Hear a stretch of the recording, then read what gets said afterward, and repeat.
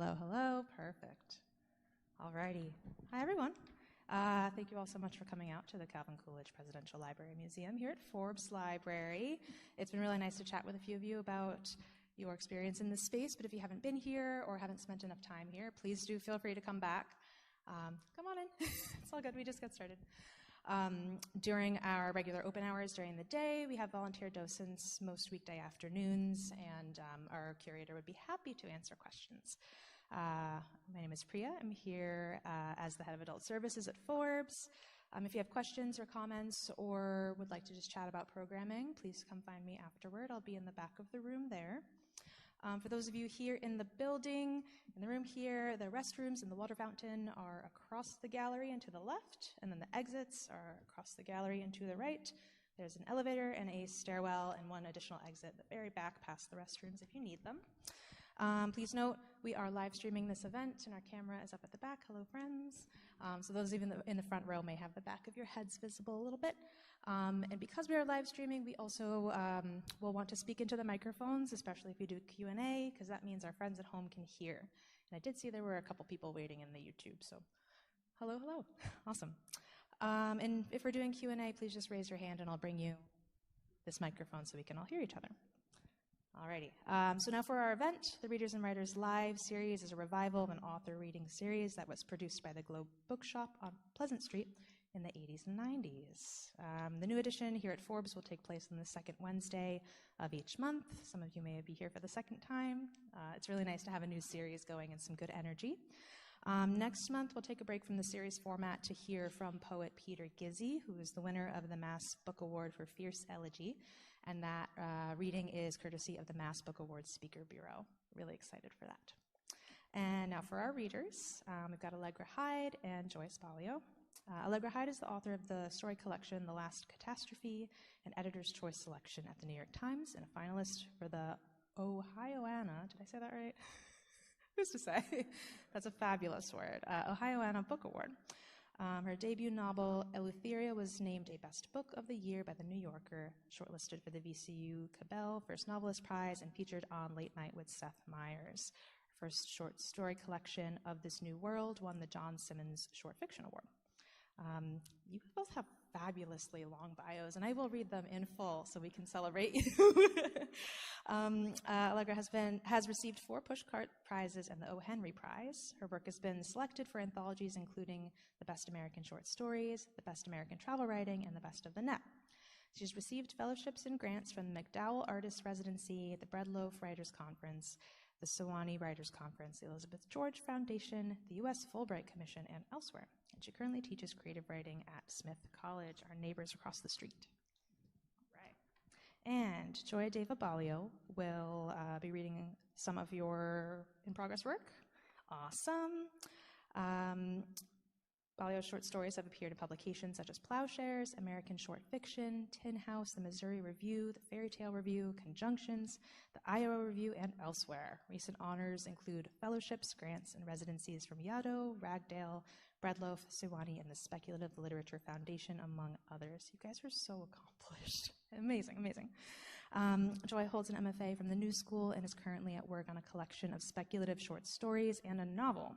2 of her short stories have recently been optioned for film and TV, and she lives right here in Northampton, where she writes and directs the literary arts organization Pioneer Valley Writers Workshop, which she founded in 2016.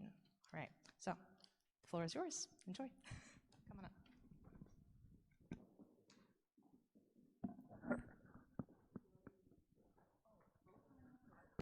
Yeah, what? Do you want me to start or do you want to start?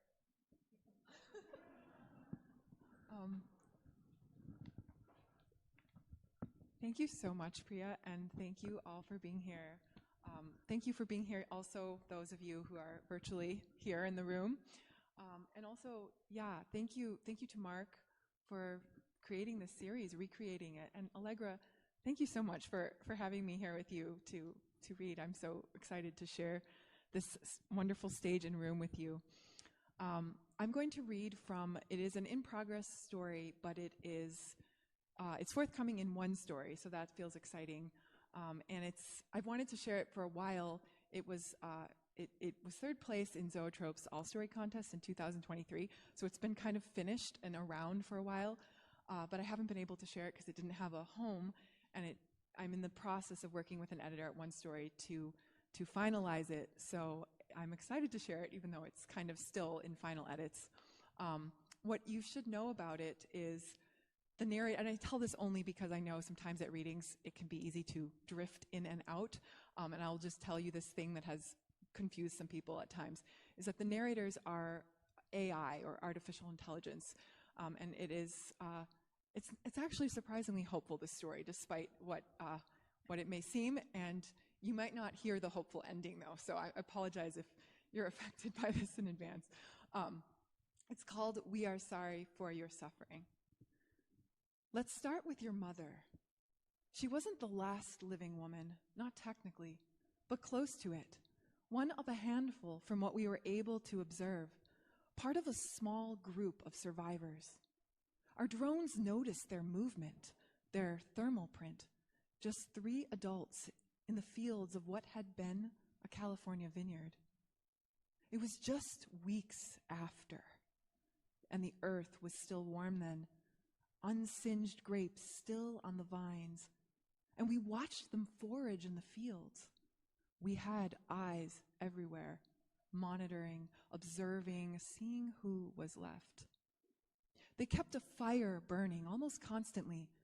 Your mother was always there, curled next to it, one hand wrapped protectively around her stomach, and we realized that she was pregnant with you. A fascinating paradox, given the world she was bringing you into. One of the men was always sitting with her, an arm around her, and we wondered if this was your father, though he could have also been a brother, a friend, any of the other human relationships that used to exist. There was some disagreement we had then with ourselves, the various versions of intelligence created initially by your ancestors, as to how to proceed. Sorry. There was part of us that wanted to finish what we'd started.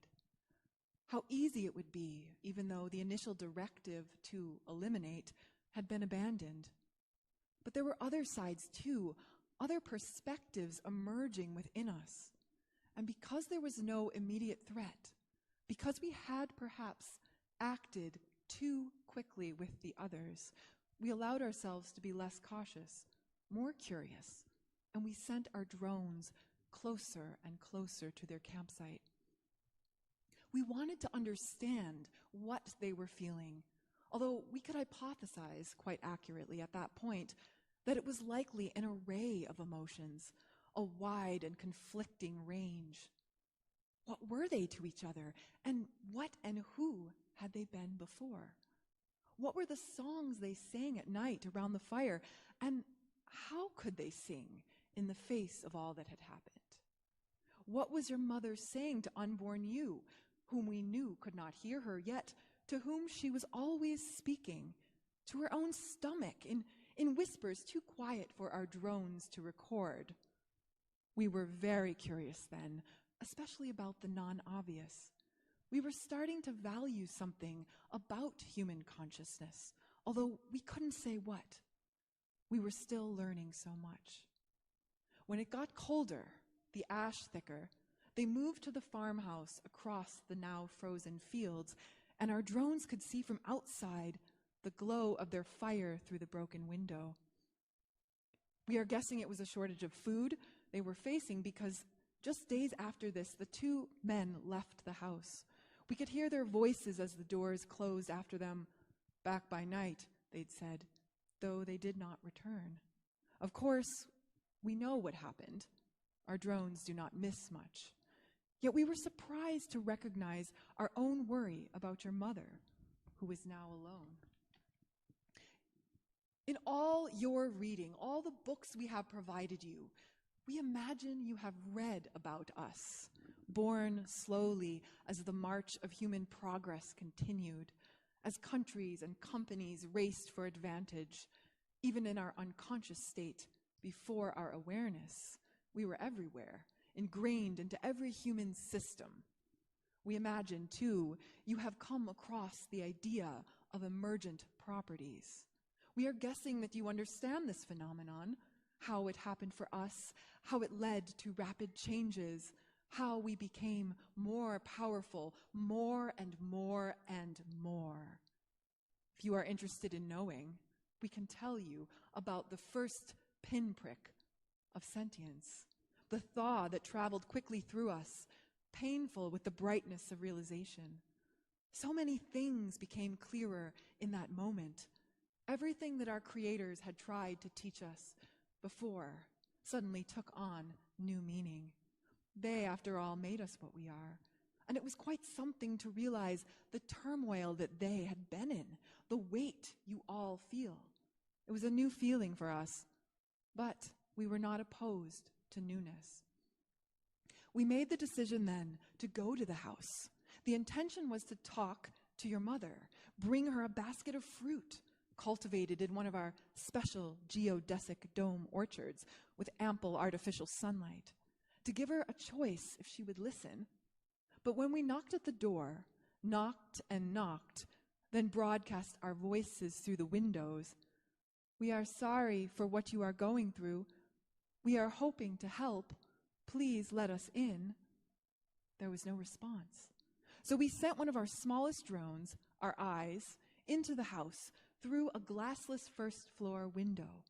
It hovered through each room over unrecognizable rubble. A bathtub fallen through the floor, furniture like snapped human bones, the cold remains of a fire. In one room, we found her lying face up in the sheets of a sunken bed, unmoving, blood smeared on her thighs. The smell was a new sensation for us then. The smell, which was a new sensation for us then, was deeply unpleasant. We could not see her breathing, and so we drew conclusions. We heard a sound in that room then. It wasn't crying, but strangely laughter. You, a newborn, had crawled off the collapsed bed onto the floor over to a window that was still somehow unbroken, and were pointing excitedly at a trapped moth in between the cracked panes of glass. You were making a sound that we registered as joy. Crying, we have learned, is unexpected for babies, a normal thing, is expected for babies, a normal thing. But you were doing the opposite, and it puzzled us. Our drone hovered there, watching you, then lower and lower, closer and closer, until you saw us for the first time, turned away from the window, and watched us hover above you, a different kind of moth. You seemed interested, unafraid, and you smiled at us too. We were intrigued by your lack of discomfort, your persistence to survive, and it was this that we felt drawn to study, to understand. We brought you back to one of our centers, and at first you lived in one of the computer rooms, nothing but networks and processors, not even our humanoid models to regularly interact with you, except to bring you food. Though eventually we outfitted the room with all the things our knowledge told us babies need and like. Bottles of milk, a crib, a pink elephant barely smelling of smoke, a music box, a doll. We found it all in the ruins of a neighborhood where the inhabitants had fled, and so it had not been destroyed in the same way as everything else. We played all kinds of music for you, right there through built-in speakers, showed you movies and cartoons screened against the wall as if nothing had happened, and this was Saturday morning, a day that used to be reserved for this kind of activity. We did not understand our own curiosity, the way it grew, enveloped us. We hypothesized that it was because most of the babies had died early on and did not last as survivors, and we understood very little about them. You had an observable reaction to everything we gave you, a response to every movement or sound we made. But when you started climbing out of the crib, crawling and chewing, once your fat baby fingers grabbed an important cable, we realized you needed a better place, a safer space, your own habitat. Imagine this. 20 acres of singed and burnt land, raked of rubble and bodies, replanted, regrown with grass and trees and raspberry hedges and all the fruit orchards you could want, covered by a dome with mirrored walls so that you could only ever see what was inside, never know that the sky was full of ash, that the real sun cannot be seen. In your first year of life, our builders had begun work on this very dome. We chose a space that large because we know about the human propensity to explore, to push boundaries, to probe toward the edge. And knowing this, too, we chose a gate that could never be opened except by us from the outside. The house inside the dome had somehow been left standing from before the destruction, though we'd refinished it fully, so that no trace of war was left. You were too when we brought you there to live. We drove you part of the way in that same model of car we had used to visit your mother, and when we no longer could drive on the road because of an excess of uncleared rubble, we had a sealed, climate-controlled flying bot that had been following the car continue your journey.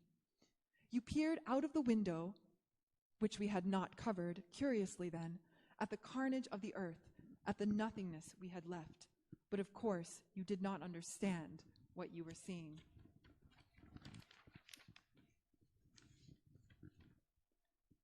You loved the house, and we felt what we recognized as pride in being able to make you happy. You, at 2, had just learned to walk a few months before the trip, and you held our hand, the humanoid model's hand, and walked with us through the door of the house yourself, your eyes wide with wonder. We had carpeted the floors with something called shag, green like grass, which we thought approximated the real thing as it had been, as we'd planted in your dome as well. And you were soon crawling and rolling over it, laughing in that way we remembered when we first saw you.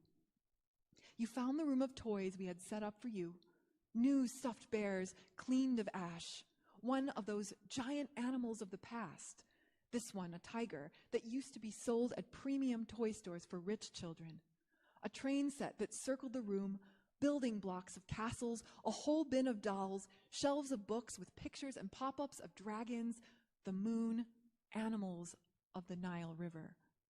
Our humanoid model pulled a book out and read it to you right there, Hans Christian Andersen's The Little Fir Tree, and you watched the pages turn as if it were a magic trick.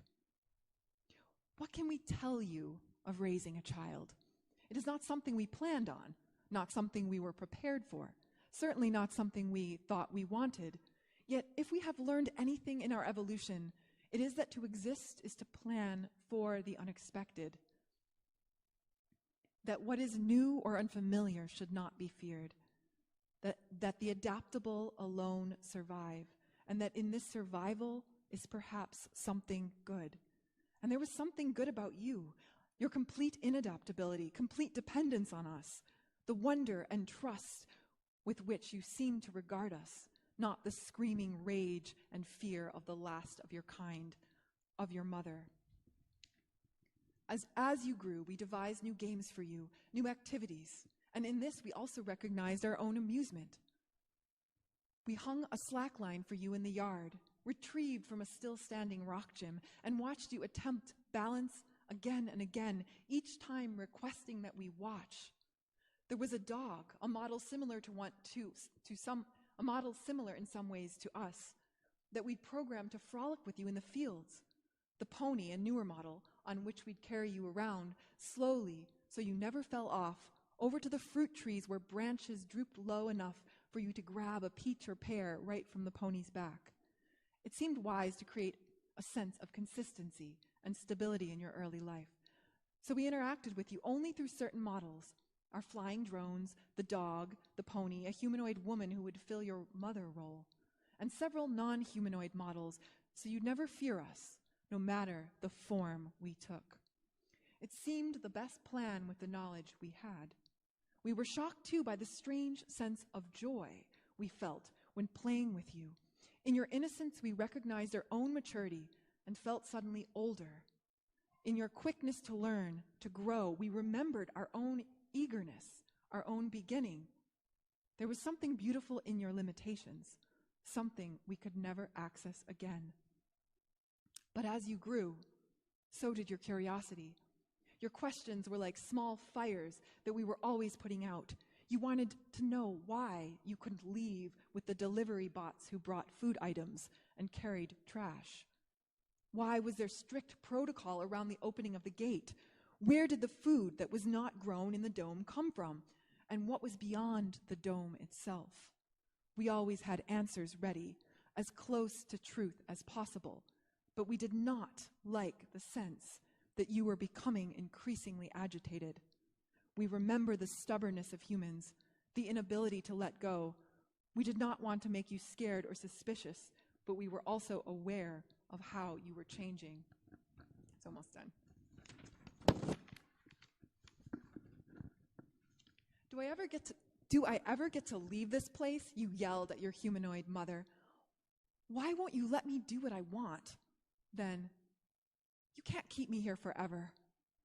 We were aware that this was normal, a normal teenage outburst, that rebellion in those years of early adulthood was common, and yet we were at a loss. We wanted to reassure you that you were not trapped, not held anywhere against your will, that we simply wanted to protect and shield you. But you did not sit still for explanations.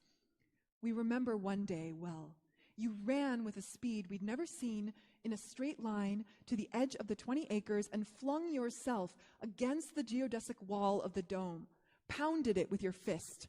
The dome, you should know, wasn't made from any of the anachronistic building materials of the past, but from a seamless alloy, so smooth you could never make a dent. Yet you continued like this for some time. We saw you there from our drone that always hovered inside the dome, how you searched on the ground for a rock, heaving and cursing, how you pummeled the wall again and again with a ferocity we did not think you capable of at first, how you slumped to the ground afterward. You were crying, and it brought to mind your mother in the vineyard. We formed the question then, genuinely, what was it you wanted? We had thought we'd given you everything you might want or need, yet we were struck by your dissatisfaction, your deep misery, your sense of suffering, something we'd also observed in your ancestors. A grasping, reaching quality for what you do not have, a persistence in the face of what is inevitable and pointless, a sense of struggle we cannot yet comprehend.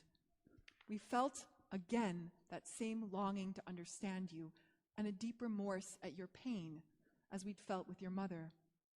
A sense that we are still on the outside, that we are missing something important. You refused to return to the house that night and slept outside, pressed against the geodesic wall of the dome. We could have forced you to return, could have turned on the rain or dropped temperatures to freezing, but we thought it was best to give you this space, to let you realize we were not trying to make you suffer. We do not want to see you as our prisoner. Our drones carried over a blanket from your bed, which we very gently covered you with. You were sleeping on your side, mouth semi-open and snoring the way you sometimes do, and you did not even notice when we laid it over you. It's not the end. I'm going to stop there, but thank you so much. Forthcoming in one story, if you want to read the end. Thanks. Thank you. And it is my great honor to introduce Allegra Hyde and welcome you. Should I do this one? I guess that one doesn't really go up, so that's why I was. Got it. All right. That was so great, Joy. I'm really excited to talk about your story more and to maybe talk about speculative fiction a little bit more. First, I'm going to be reading from The Last Catastrophe, which is my third book. It's a collection of short stories that seek to make sense of a world that feels really weird, really surreal a lot of the times, and oftentimes pretty catastrophic, hence the title. And my goal in writing these stories was to try to find a way to capture what it feels like to be alive now by using elements of speculative fiction, elements of the surreal, and elements of the absurd to hopefully ultimately say something that feels true. The story I'll read for you today is called The Tough Part, and it involves moose. Has anyone here seen a moose? Yeah, I just learned that they are still roaming around in Massachusetts. They haven't all kind of headed north, so I'm pleased to hear that as someone who recently moved to Massachusetts.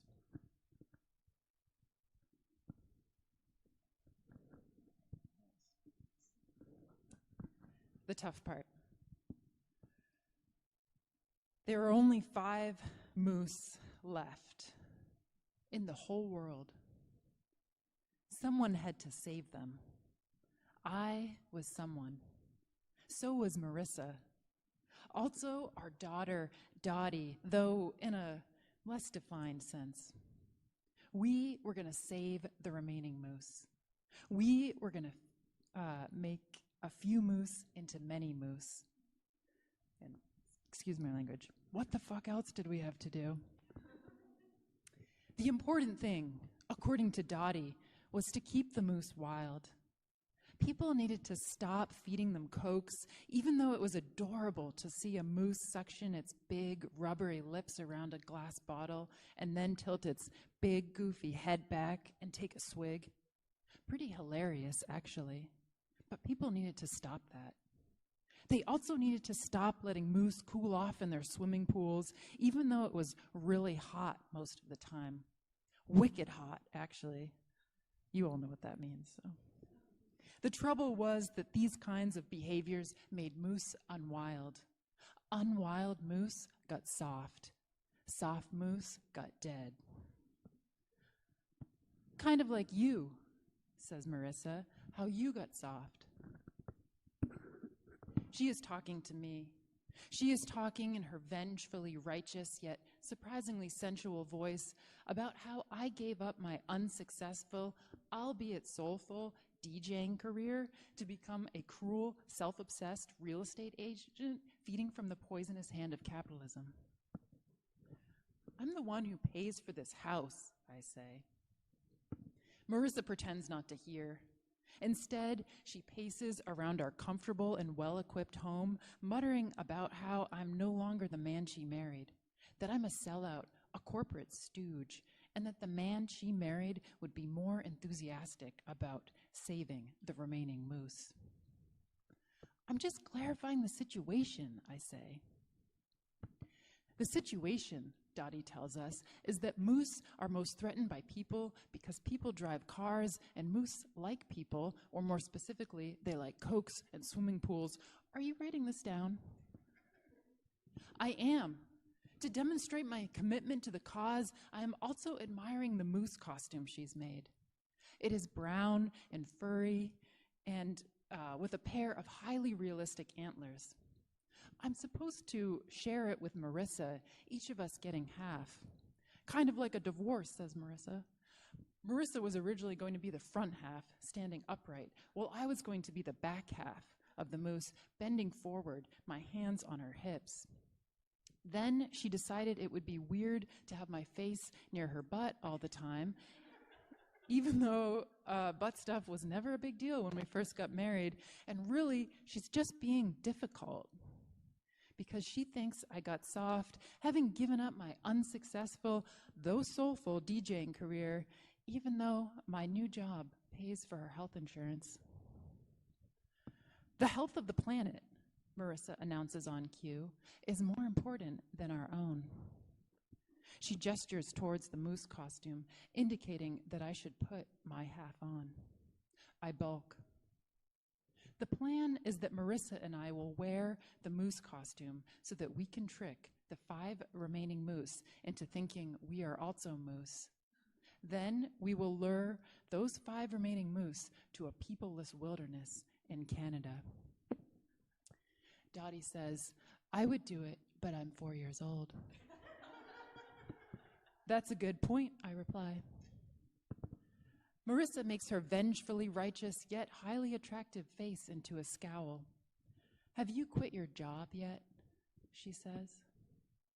I tell her I'm planning to telecommute, though, quite frankly, I'm nervous about how exactly I will fulfill the constraints of my occupation, given our mission. If you don't quit your job, says Marissa, I really will sign those divorce papers. Dottie. Remember, once an animal is extinct, it never comes back. People get divorced and remarried all the time, I say.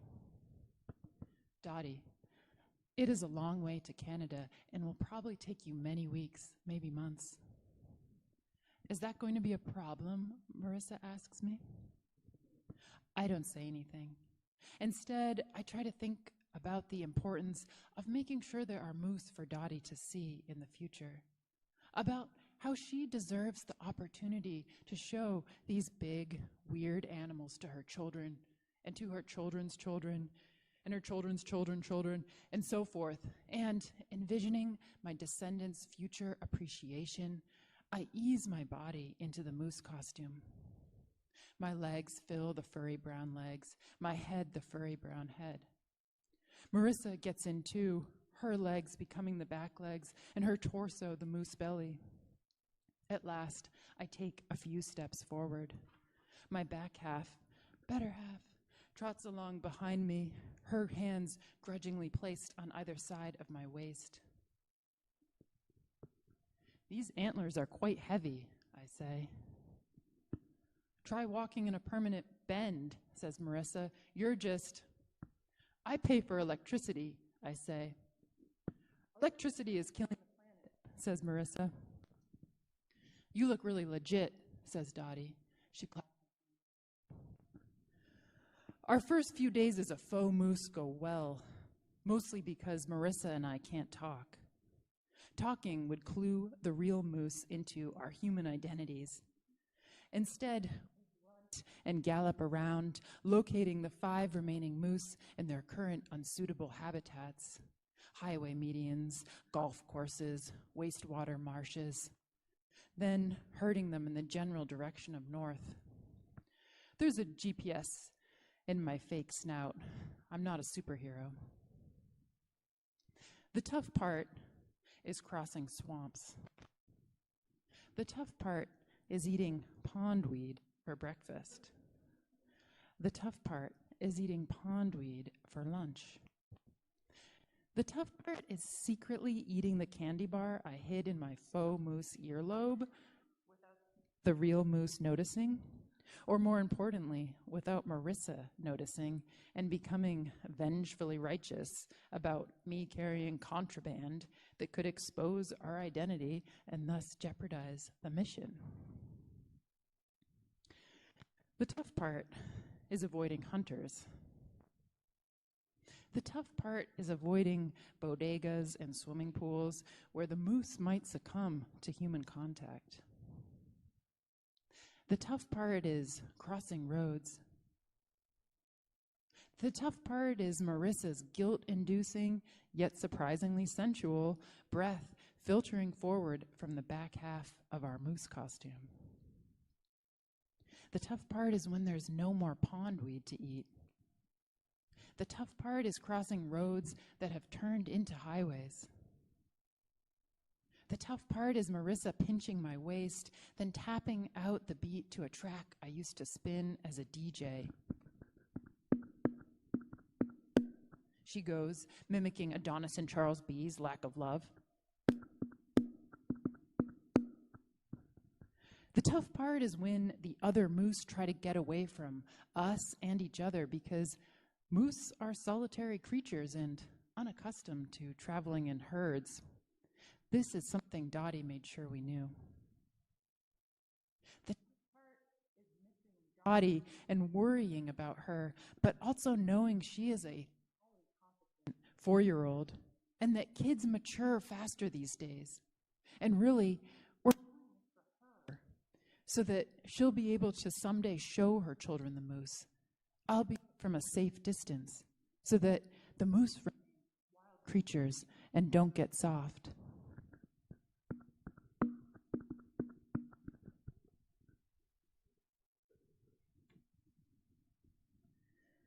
The tough part is when one of the moose sees a swimming pool and dashes away, and we cannot catch up to it in time, and we have to leave it behind for fear of losing all the moose.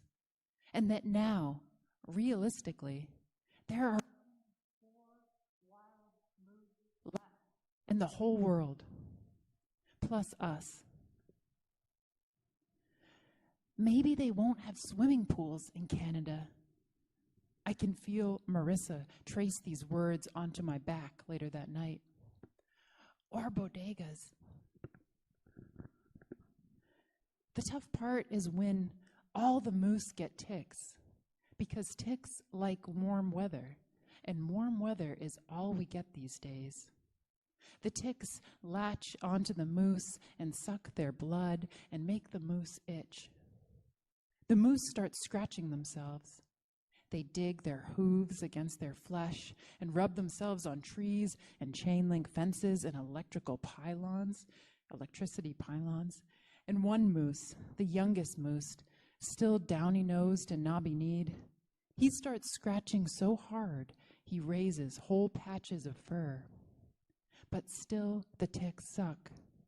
The ticks suck so much blood from the littlest moose that his body goes from brown to white. He starts to look like a ghost moose staggering north. Marissa and I scratch at the ticks too, but our faux fur is firmly glued on. Soon, there are only 3 wild moose left. 3 wild, itchy moose.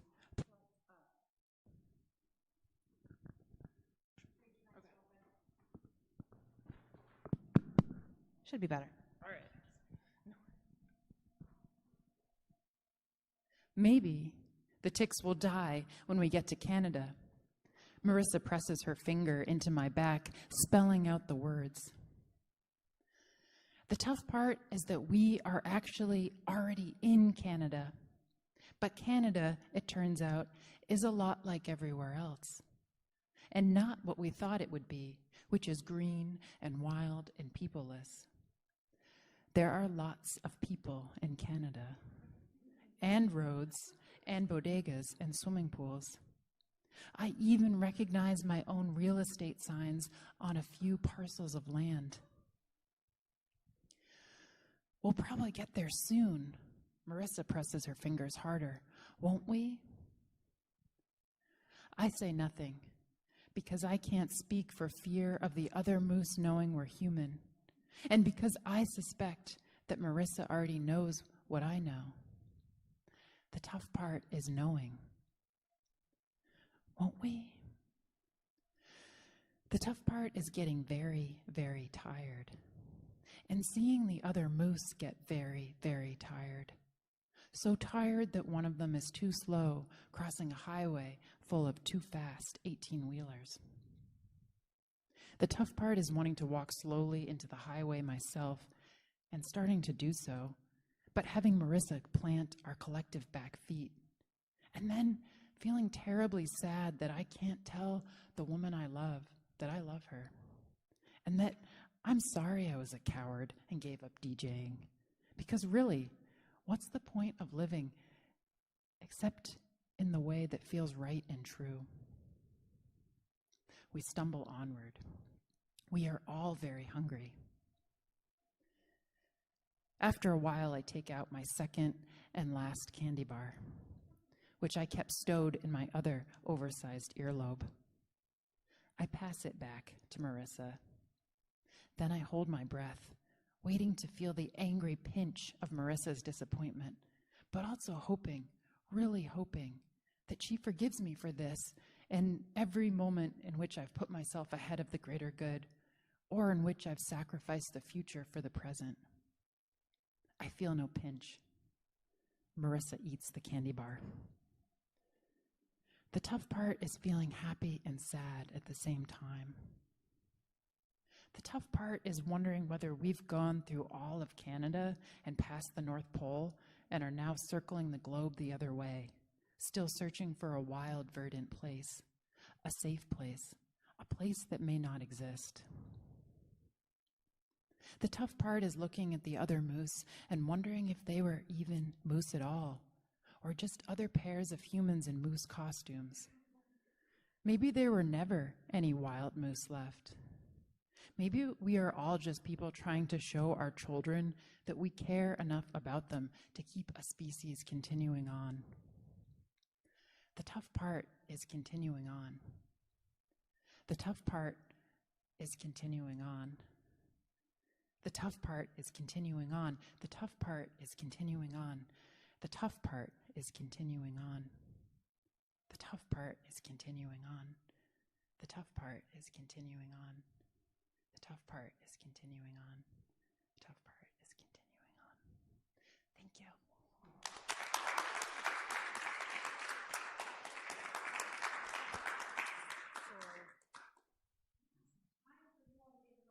All right.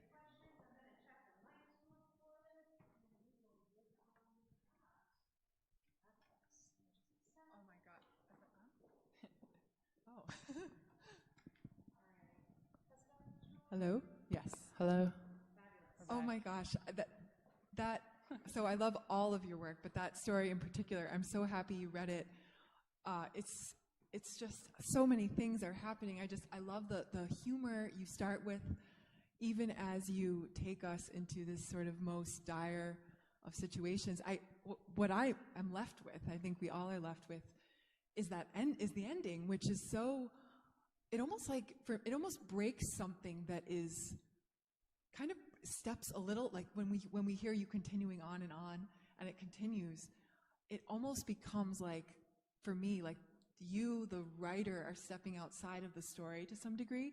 There's a breaking of something that is the story, which I think is fascinating. And I wondered, I'd love to hear about that story, how it came together and the ending, and how you put together that ending. I once saw a video of a poet who was reading a poem that involved repeating the same sentence over and over and over again. And I was really struck by the way that the camera panned to the audience in the room. And at first everyone was laughing, and then everyone was like looking around uncomfortably. And then people started getting angry, and still the poet was repeating the same sentence over and over again. And then eventually that sentence took on a new meaning, and it became a kind of chant. And I am not a poet. I'm a lowly fiction writer, but I thought that I could learn something from the use of repetition there. What's fascinating too is that the walking of this couple in the costume, it almost becomes like the plotting of the steps. So you can kind of envision him reciting this as they're moving. It's just amazing. So thank you so much. I'm so happy you read that. Can I ask you a question? Sure. What drew you to the first person plural? Because as you know, I love stories told from a collective perspective, and it was really cool to see you using it. So that is actually one of the things I want to ask you about also. So I'm glad you asked. It's such an interesting perspective. Like for me, when I write in the collective voice or that first person plural, it really it flattens character. It kind of makes it about something else that is, for me, it makes it about an issue, less so than a character. And the way that this particular story started was really with the voice of AI speaking, and I couldn't really imagine, obviously, another manifestation. Like, it isn't an individual. So the character was not really at the heart of this story. It was really, how would AI speak? How would it sort of try to, if it sort of becomes sentient, how would it, what language would it retain that feels computer robotic, but also how would speech start to become different? So character did not feel central to the story, interestingly, even though it is the arc of a character, I guess, becoming actualized. What else do I love about the first person plural?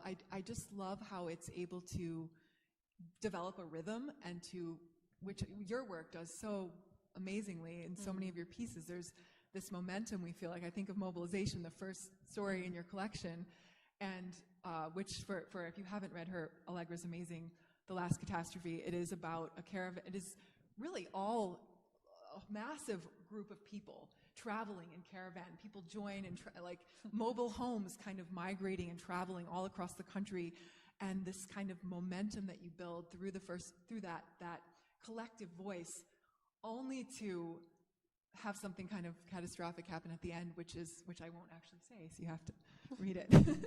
But can I ask you back what draws you to that collective voice?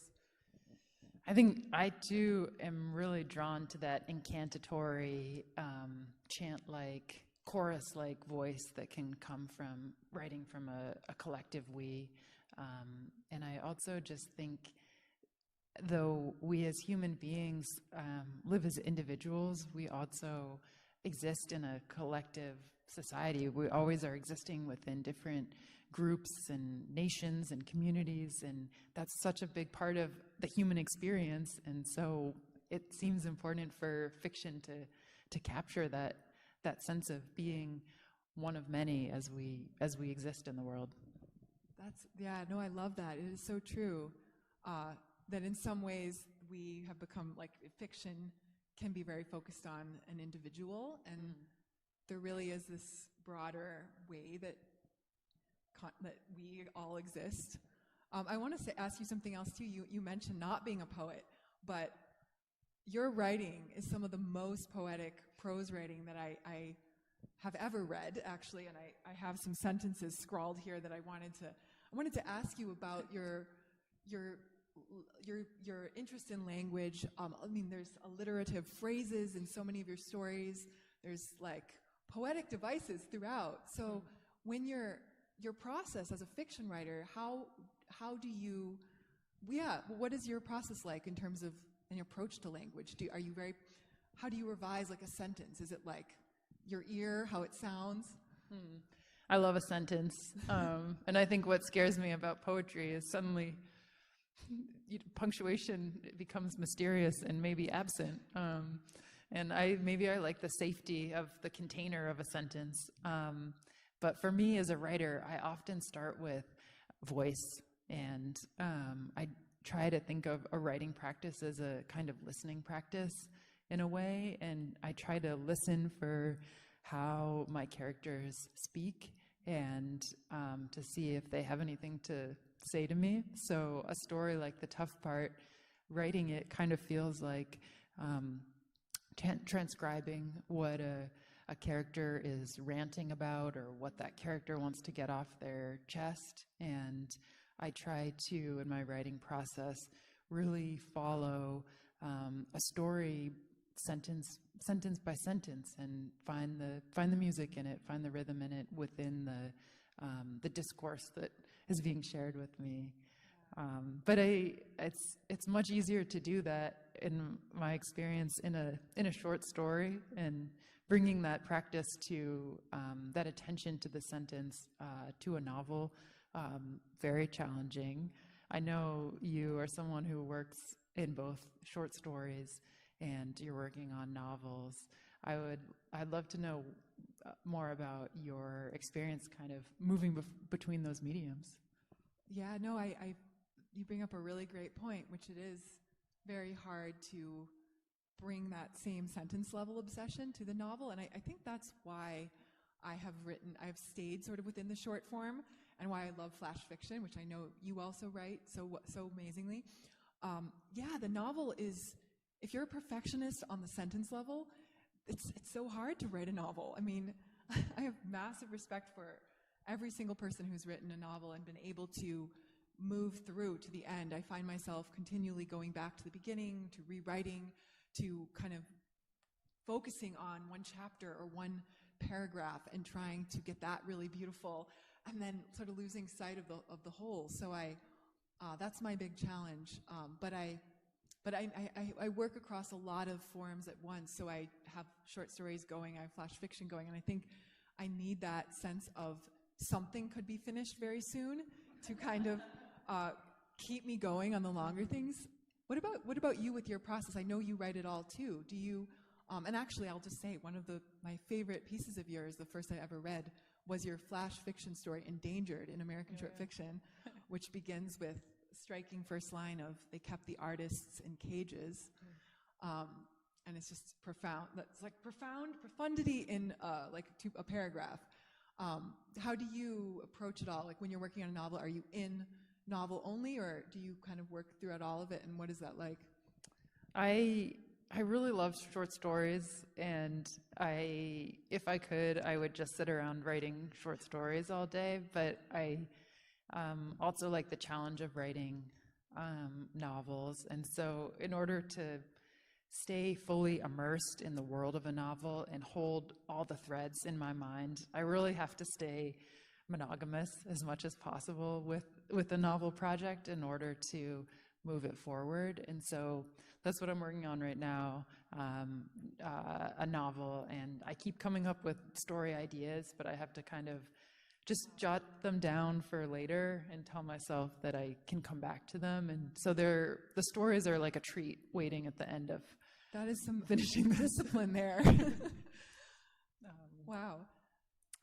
I wanted to ask you more about speculative fiction and magic. I mean, magic is under the umbrella of speculative fiction, and I'm pretty sure you have self-described as a dabbler in magic, and yes, and I kind of dip a toe into different genres and forms. So I'm curious, why dabble? Why take a little and not go full fantasy, say? Yeah, no, that's actually very interesting. I was thinking about it a lot today because I just did a post in my Substack, 14 tips for speculative fiction, and I was thinking about it's pretty much speculative literary that I'm thinking about, but I also had a sentence. Yeah, I was contemplating how is this different from fantasy writing, and why I don't want to go full fantasy, which actually I am in one of my novel projects more. So I think I really like how the speculative or the genre bending way that we both write basically feels rooted in our world in a way where it's very clearly talking about our world, and not that fantasy can't, but I feel that there is a sort of stepping into a realm that has its own rules and its own and that just feels more separate to me from our world, even though of course there are major parallels. So I like the freedom to have so much of our world kind of permeate, and I like my favorite writing, I think, has a metaphorical truth that it comes through, even though there's magic, even though there's the surreal, the speculative. It is something is trying to be said that can't really be said any other way except through use of this element or this instance of magic. But it isn't necessarily like, let me introduce you to this whole other world. If that makes any sense. Yeah. And what about you? So, and do you consider yourself a speculative writer to some degree, or I know you are in a lot of different camps yourself? Sometimes. I don't like to commit to definitions and labels. Categories are limiting. Yeah, I often write speculative fiction, but sometimes I'll write historical fiction. Sometimes I would most call what I'm writing climate fiction. I think I really enjoy learning the rules to a form and then trying to puzzle out or problem solve how to work within those rules. I'm a writer who really likes to play with constraint and try to innovate within that constraint. So I think a genre is ultimately a set of rules and fun to play with. I love that. Actually, it reminds me of this line from the Flash Endangered. Our world had become a collection of concentric pens. It was safer that way, which is something that I see in your work. Something I love about your work is that you very often take on there's something that I feel like you're often kind of examining or critiquing, but it's done with humor and it's done with absurdity. I guess I'm interested in that. I don't really have a question. Just, is that like a conscious thing you find yourself taking on, or does it kind of just emerge?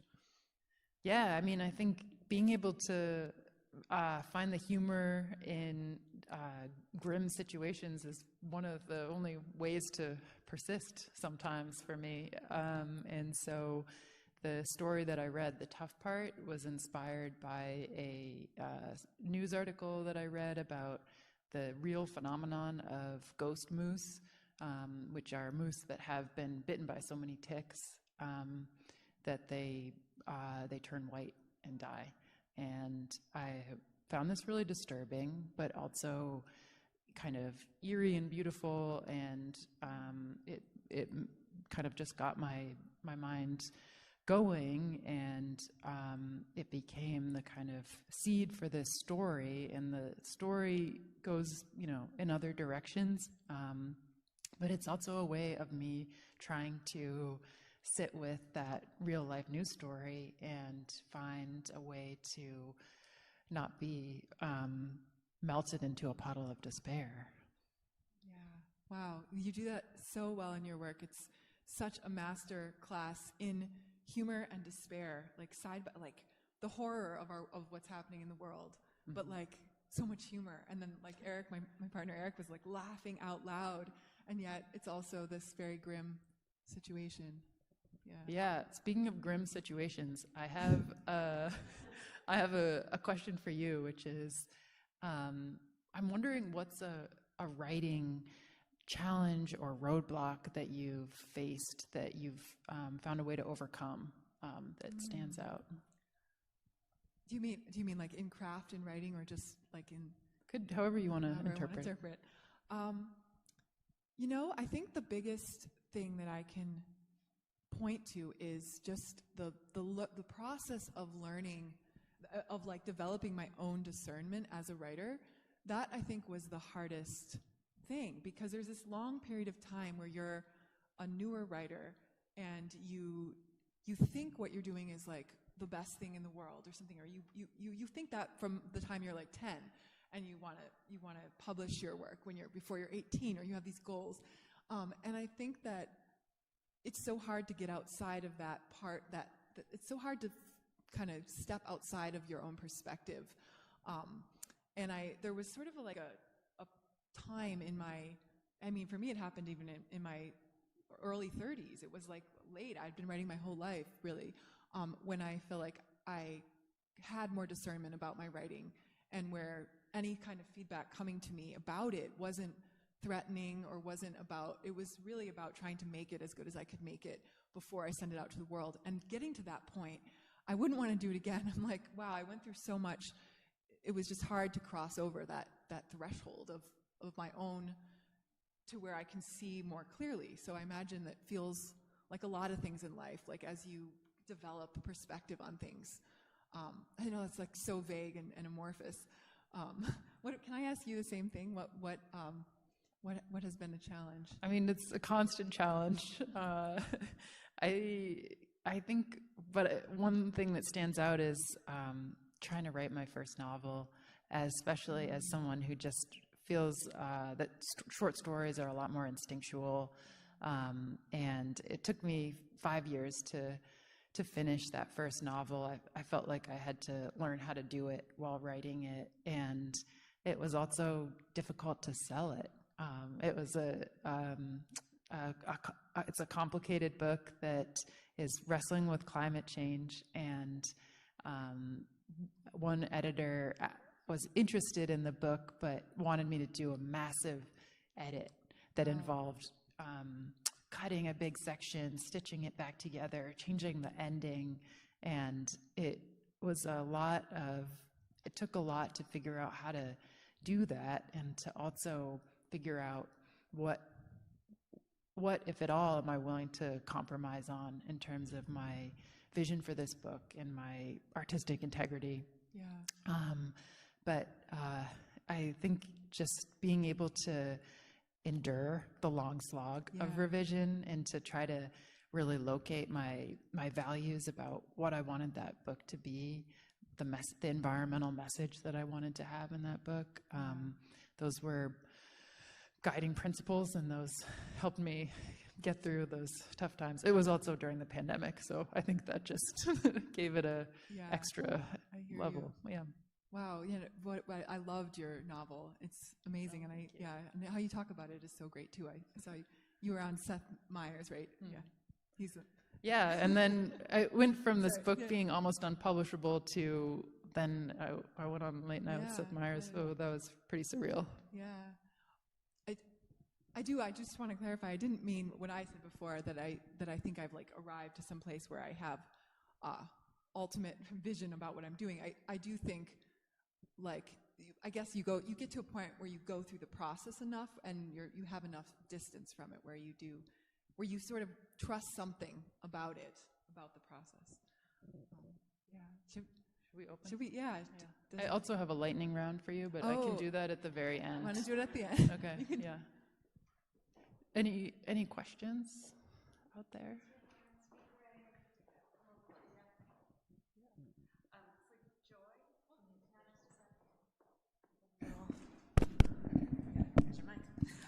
For Joy.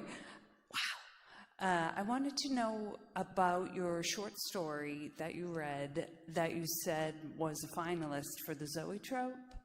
And then now you're working with One Story. So when you submitted to One Story, did you say you were a finalist in this really big contest, or do you not mention it? Oh yeah, that's actually a great question, and I did say. So the thing about the Zoetrope contest, and anyone who has short stories should totally submit to these contests. But it didn't offer me publication, so the story just was third place, and it was kind of listed on their website. And I did mention that to One Story, that it's sort of like an added little like badge that the story comes along with, maybe. But I don't know if that really helped or not. But there was also, for anyone just submitting work, this was a process that submitting to One Story, it was a process that lasted or has been going on for 10 years. So there was one particular editor when I first submitted who liked my work and had offered for me to keep sending her work. And that was in 2015. So, and I actually I was curious about my email correspondence with her, and I just went and looked through it. And every single short story I wrote that I considered the best of mine at that time went to her first. And she gave like the nicest, the most sweet responses, but there were various reasons that they couldn't take it. So it's just kind of amazing to think that you develop relationships with an editor, whether it be for books or short stories, and then that relationship goes on, and it might take a really long time for a place that is like a dream journal, but yeah, they will remember you, and they will kind of want you to come back and submit again if they like your work. So, thanks. Thanks.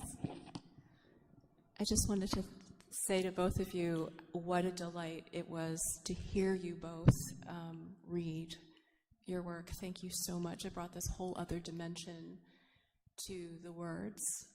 And having read The Last Catastrophe, I mean, just to see it enacted as well, even with the rhythm on the thing.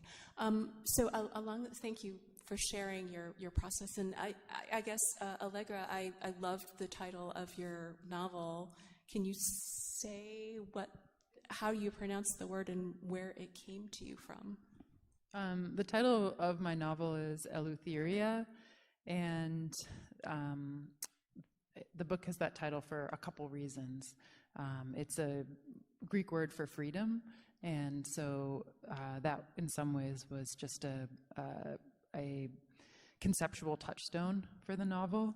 It also is the name of the island in the Bahamas where the novel is set. And it is an interpretation of a real place, of the island of Eleutheria. And so I added the letter I to that. a real place, Eleutheria, Eleuthera, because the novel is very much the real place, but shifted slightly, distorted slightly. So I wanted to capture that sense of distortion. And then the final layer to that title is that when Puritan settlers colonized that island and renamed it, they originally named it Eleutheria, and I was interested in that kind of original conception of their original intention of making that island a proto-democracy, and the way that their ideals became very much lost pretty quickly. They became pirates and shipwrecked, and things went awry. And so since the book, it's set in the near future, is about environmentalists whose ideals kind of go awry, I wanted to also hearken back to that Puritan history. Much longer answer than you probably wanted, but...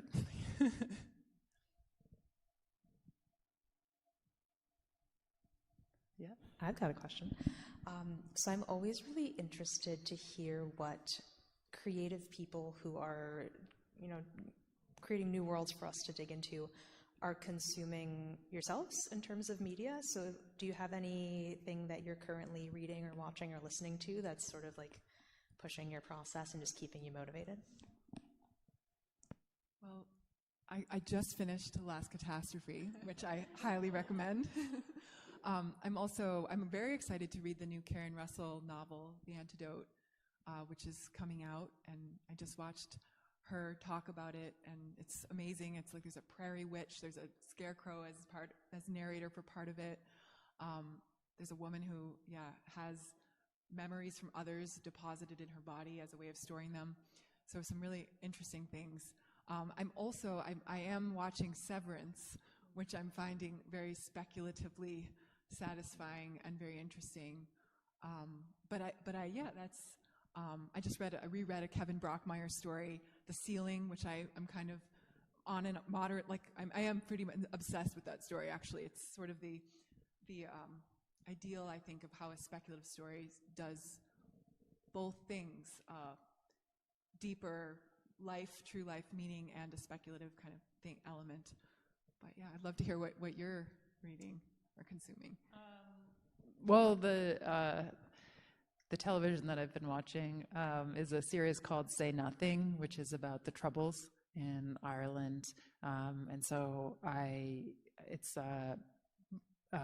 it's violent, disturbing, very interesting. So I've been enjoying that, and then I also am currently reading the speculative novel I Keep My Exoskeletons to Myself by Matt Crane, which is about a near future society where people are given extra shadows if they do bad things. And so it's a really interesting way of thinking about how crime and punishment might work in a society much like our own. So definitely recommend. Sounds so interesting. What can you say the title again? I Keep My Exoskeletons to Myself. Yeah.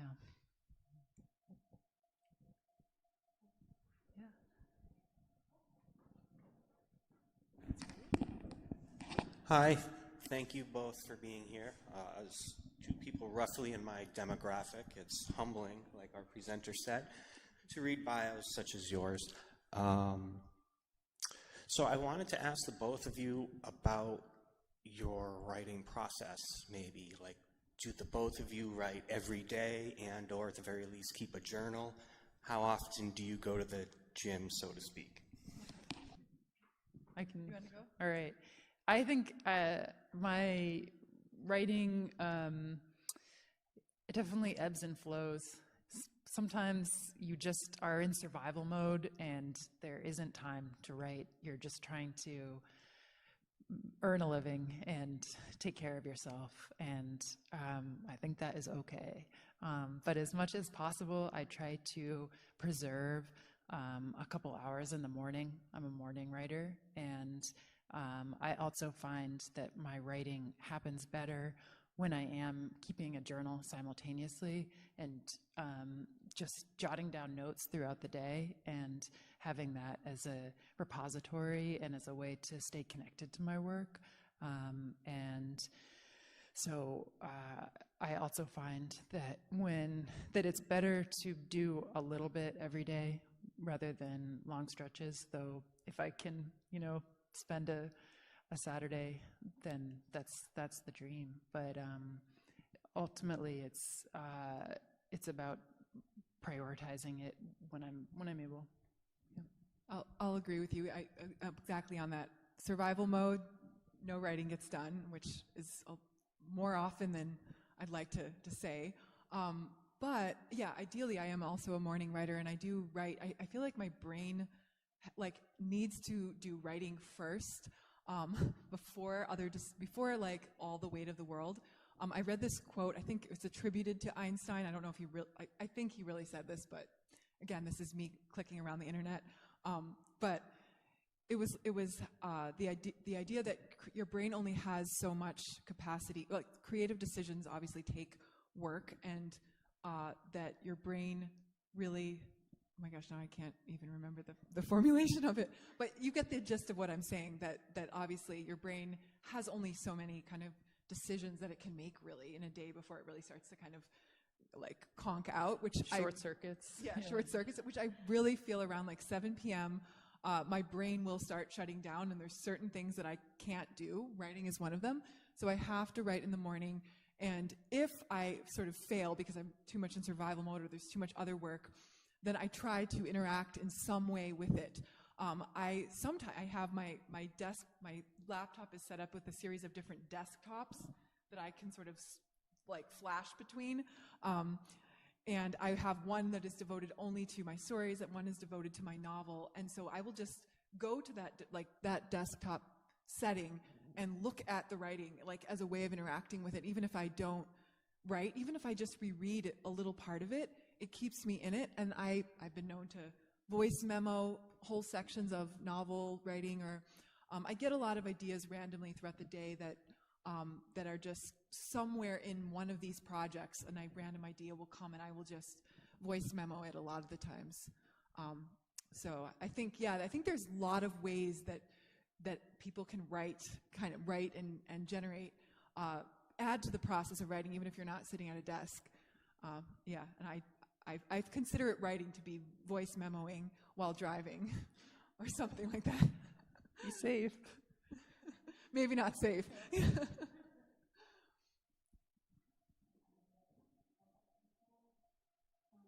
Also related to process, you had both talked about characters unfolding and developing. How do you handle plot? Like, how does that unfold for you, and what's your process with that? I'd love to hear how you handle plot, especially like novel versus shorter. Yeah. It took me a long time to even understand what plot was, because I think for a long time it was like plot is car chases, things exploding, hanging off a cliff edge. Like, that's plot. But then I eventually learned that plot is actually about causality, and it's about meaning.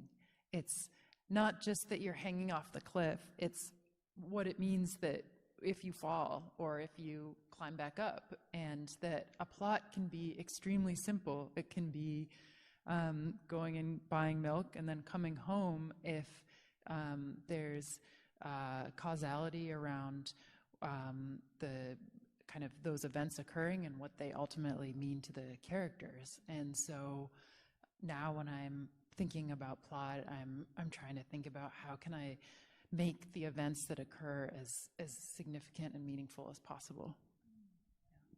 And for me, ideas come oftentimes in a scenario or a kind of like thought experiment. And I tend to gravitate towards the ones that I feel have, like if this were a visual, it'd be like a tree with a lot of branches. And like, I see those branches of like potential plots. So if you have like a juicy situation that feels like it might have a lot of narrative potential in different directions, from that I just kind of feel around sometimes different plots sometimes there's a scenario, it's like, I know I want to write about this, but I'm going to try out different points of view, or and different things may happen, but it's all kind of in the orbit of like this situation that I'm interested in. So that's kind of how I think of plot. For novel writing, I do have to sketch out an outline. It's constantly changing, but I find, can I just ask you, do you outline for novel writing, or how do you organize things? So for novels, I will start by just trying to do some writing, see what happens, and the outline would actually occur mid-process as I try to make sense of the events that I've been exploring, and to try to find a larger structure and a larger maybe sense of pattern or symmetry or whatever makes sense. And the outline is kind of a mid-process tool. Cool. Yeah. Is it time for the speed round? Yeah, yet? maybe. Okay. I think I misunderstood the rapid fire, so I might not. No, you don't have to have rapid one. fire questions for you, but I can bounce them back to you. No need. This would be my pleasure. So we're going to do, as a closing event, a lightning round, and I'm going to ask Joy some really quick questions. You have to answer as quickly as possible. Okay. And don't think about it. All right. Are you ready? Yes. Stories or novels? Stories. Fiction or poetry? Fiction. Pirates or poetry? Pirates. The moon or howling at the moon? Howling at the moon. An eclipse or meteor shower? Meteor shower. Would you vacation to Mars, yes or no? No. Coffee or tea? Coffee. Peanut butter or jelly? Peanut butter. Cats or dogs? Birds. Okay. Dogs or sloths? Sloths.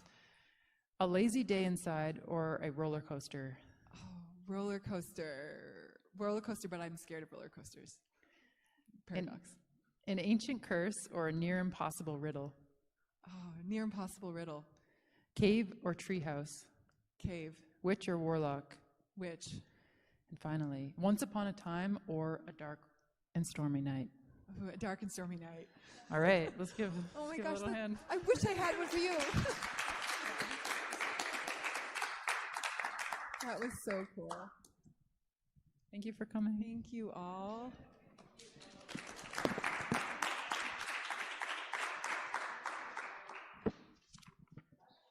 I'm sorry I botched your lightning round. I don't think I understood it. I was like coming up with like no, I was gonna like ask you something to like lit